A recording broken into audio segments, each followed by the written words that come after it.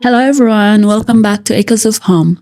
My name is Regina Musa, and today I'm going to share something I've never fully told before. Isn't just a story about where I have been. It's about survival, hope, and learning to dream again. If you have ever felt lost, like life kept taking you things away from you, I hope my story reminds you that your beginning does not determine your ending. Regina Musa, I was born in Egypt, but my family story began long before I was born. My parents fled from South Sudan because of war, as all we know that everyone's parents did that. They first sought safety in Sudan, hoping life would become peacefully again. But even their life wasn't easy. Eventually, they made another difficult decision to move from Egypt and search for a better future, which was Israel. Egypt became the place where my childhood started. I began kindergarten there as a little girl. As I started my kindergarten, everything looked perfect, everything looked good. I was simply living life through the eyes of my child. As time passed, another opportunity appeared. As I said, my family decided to move to Israel. I know that people get surprised that I speak this way without being more emotional, but it's just because I practiced. I spoke a lot to people that I removed all the sad feeling, all the feeling that was so into me. So I hope today this story takes you somewhere because I know a lot of people are lost like me. As I said, looking back, those years in Israel were some of the happiest years of my childhood. I can't lie. I started dreaming. Life finally seemed to make sense to me. I believed anything was possible. But while I was enjoying my childhood, my parents were carrying burdens I couldn't even see. Late at night, I would hear conversation in the living room between my parents and my elder sibling. Of course, I'm not the only child. They sounded wild. I didn't understand why they did that. I thought everything was okay. Then one day, it started becoming chaotic. Suddenly, my entire family was arrested. We were placed in a jail in Israel. I was just a child. I didn't understand what was happening. Really, I didn't understand. The hardest part wasn't being in the jail because I was a child. I didn't understand. But the hardest part was being separated from my father and my siblings, which are boys, because I never felt something like that before. I'm sorry if I be so much emotional, but I'm trying my best. So I didn't even see him for an entire month. My father, my brother that I follow, and my elder brother. So everything was chaotic.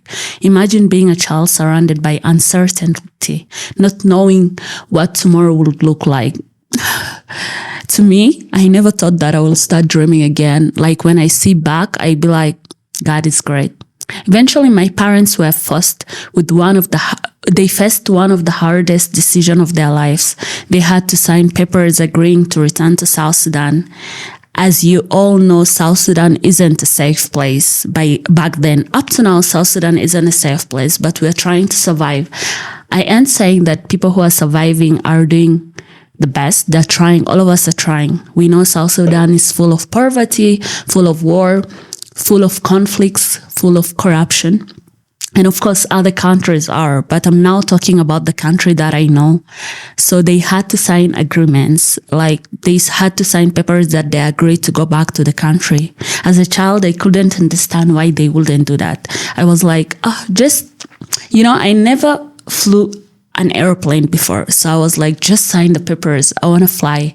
But I never knew what was behind that because they knew perfectly. They knew more about that. So today I understand they weren't just signing papers. They were choosing between impossible options. They were returning to a country they hadn't seen for years, a country they only knew through stories of conflict and hardship. Still, they chose to be brave. Like my mom and my father, I just salute them because the brave they had, the hard they had, it's hard for others to have it. So soon after we were deported to South Sudan, that moment changed everything. For the first time in my life, I truly felt lost. I stopped dreaming. I stopped believing there was a way forward. I can't lie. I felt like I was going to be a loser. I felt like I was going to be a failure. I questioned whether life would ever get better. Then something unexpected happened. Something that I will be thankful of all the days of my life. A project called Come True gave an opportunity again. Through that program, I moved to Uganda. There, I was surrounded by other children who had also come from Israel. This was the best part. People often called us children of Israel. It was a new beginning, but it wasn't easy. I was already 13 years old when I started learning English. 2013. I entered primary 1.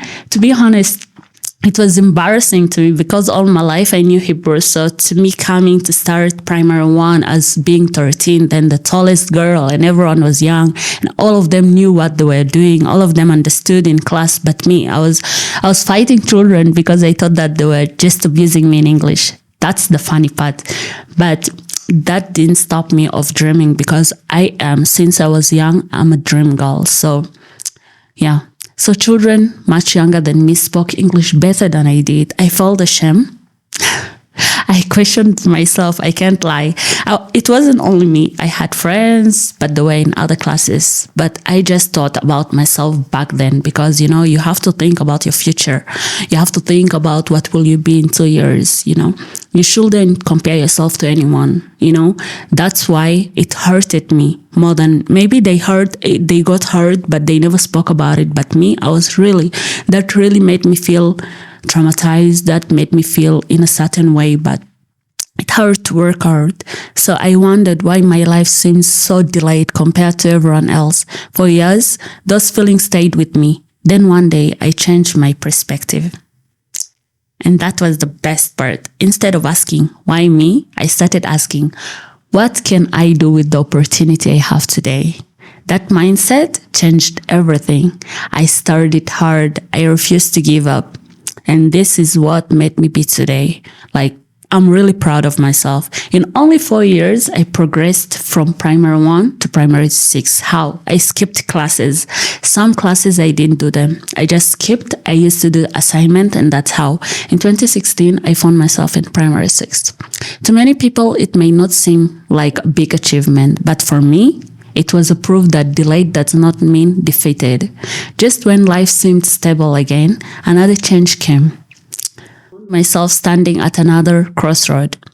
Should I continue my education? Or should I stop studying and start working to help my family? Anyone who's coming from Egypt knows the conflicts we face, know the problem that we face. Those who work shagala work, they know that perfectly because you will work, you have to divide your money with the family at the same time to pay your tuition. So, will you choose to survive or to study? Sometimes it's hard feeling.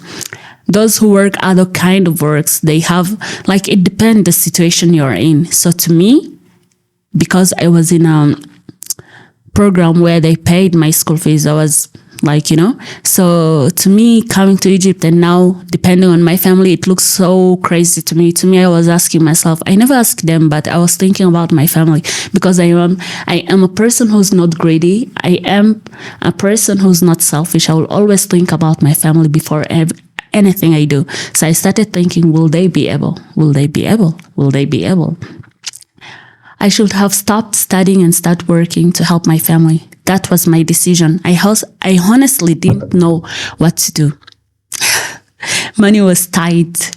I wasn't sure my parents could afford to keep me in school, but I never thought that my family had this part in their heart that education was the best part of everything.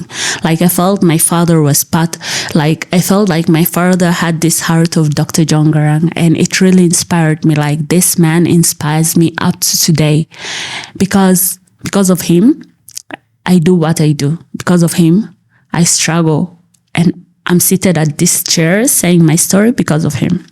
So I wasn't sure my parents could afford to keep me in school, but despite everything they have been through, despite every struggle, despite the tightness of the money, despite every financial challenge, my parents chose my education. My dad chose to send me back to high school. He never accepted that opportunity, that thought of me saying, what if. Even he didn't have that time to hear me out. He was just like, Regina, you're going back to high school. Choose the high school you want. Then I was like, you know what? I enrolled at Nile Union Academy. That was by the help of my elder sister, because back then I knew nothing about Egypt. I was born there, but I didn't grow there, so I didn't get raised there. So she was like, you know what? I heard about this school. Then, boom, I was there.